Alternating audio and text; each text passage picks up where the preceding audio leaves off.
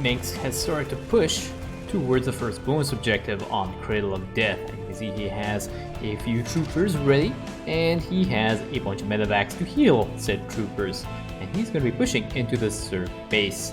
And all seems going on the western front. He uses the Zerg call down to try and help him push, and that actually does a good amount of damage and ends up clearing out a good chunk of the enemy units, particularly the banelings, which could be very, very deadly towards his army. But now he's going to be facing another problem, and you can probably see that over here, and that is the fact that there is a burrowed lurker, and he does not have the detection to deal with that. And now you can see that there's also another attack wave that is going to start harassing his truck. The Zerg Gul'dan is going to be able to hold a little bit, and this one hybrid also standing really strong against this wave. So that's pretty much the entire set of his army completely wiped there.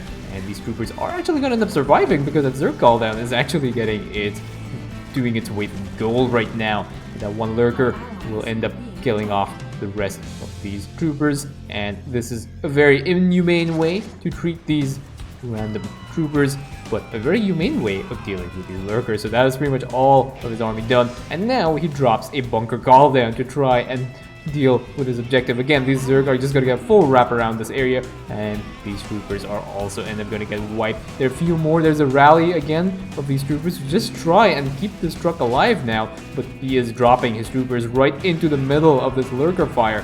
That is pretty much the entire set of his troopers gone, as well as his truck.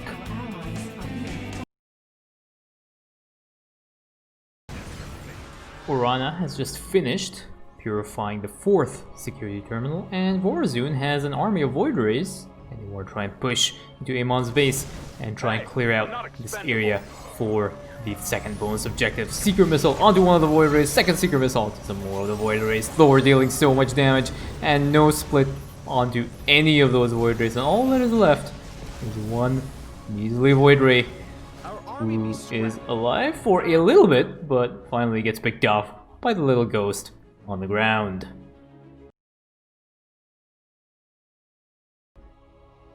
Alarak is getting ready to deal with the Eradicators that have just spawned on minor evacuation, but you can see that there is an attack wave that has also spawned in this area and is making its way towards the player's bases. So he decides to engage that, and as you can see that it is a Zerg attack wave, and all these Zerglings now are going to end up unloading along with the army of Banelings that were inside these Overlords, and these Stalkers have not stopped. They are just trying to make these things unload, and all these Zerglings now end up aggroing the rest of this attack wave, and this attack wave pretty much ends up surrounding the army of Alarak, and there have been already a few losses. But now Alarak wants to continue on his task of clearing this bonus objective, and he wants to move towards these Eradicators again. He will have to be careful with how he engages these Eradicators, because that can get very, very nasty very, very quickly.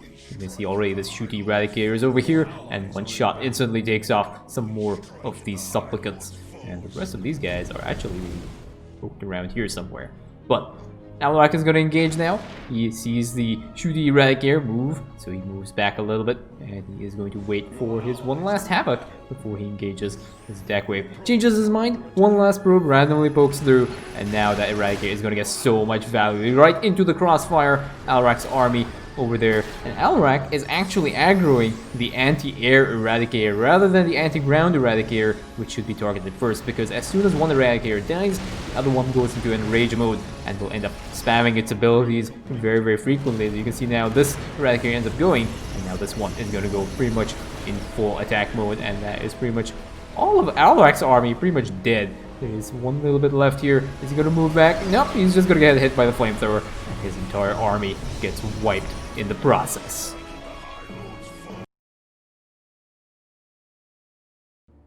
We are at the story moments of Rifts to Core Hall, and you can see that Swann is already preparing to deal with the attack wave by using a Flaming Betty, which is a really good way of dealing with these Zerg compositions that are coming up. But Vorazun apparently has her own ideas and is going to end up putting down a Dark Pylon to cloak. Now, one Flaming Betty, a Photon Cannon, and one random gateway, which apparently they have decided is going to be a good way of dealing with this.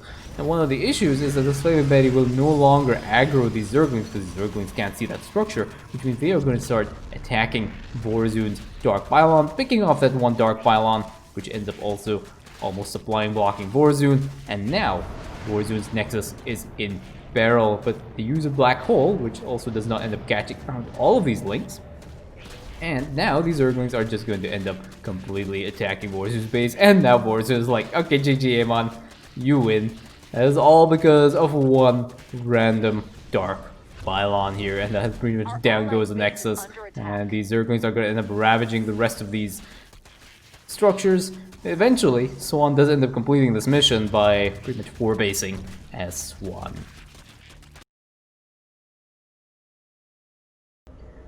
We are at the 18-minute mark on Temple of the Past, and there will be an attack wave that will be coming in from the south.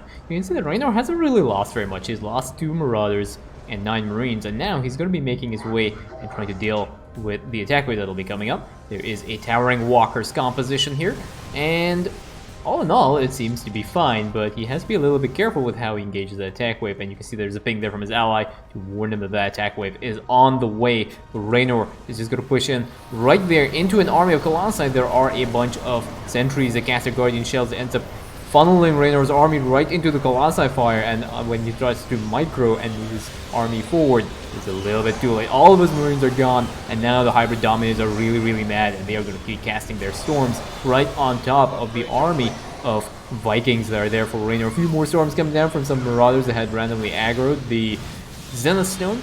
And that's pretty much the entirety of Raynor's army wiped, so that's 75 Marines, 17 Marauders, 14 Vikings, and the Duskwings as well that got dropped, as well as 9 Medics.